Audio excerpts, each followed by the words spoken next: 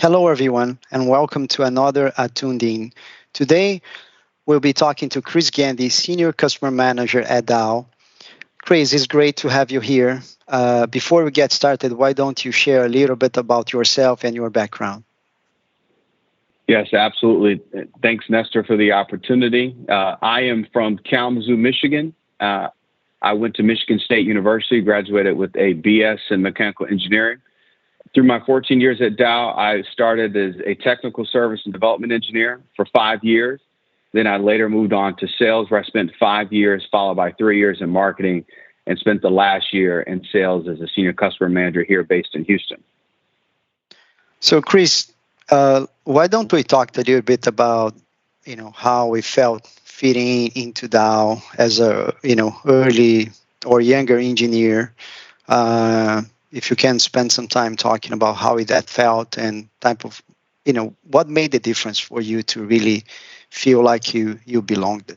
Yeah, it was definitely a struggle when I first joined the team. I was fresh out of college, BS mechanical engineer, and I used to dread going to the trade shows. The trade shows were always a big one for our business, and being a new person and being new to the role, I always felt like I was on the island by myself. I felt as though that I was going to these trade shows and building relationships and having conversations, not knowing folks. It was a bit daunting, just getting to know people. And I felt like I tried extra hard to build conversations with people and to build those lasting relationships you need in business. But the first couple of years struggled. I think both personally and the culture at the time, it was very challenging to build those relationships. And Chris, how, if you look back, what do you think really start changing that feeling of being challenged to evolving towards, you know what, I got this. I can definitely build those relationships, and I feel part of this team, right? Do you remember anything particularly or someone in particular that really helped you get over the hump, if you will?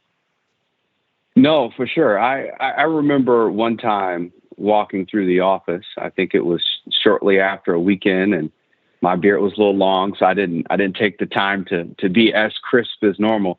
But early on in my career, I used to be very clean shaven, and I was walking through the office in Houston, and I bumped into Karen Carter, and she goes, "Oh, I've never seen you wear a beard before. It looks good on you."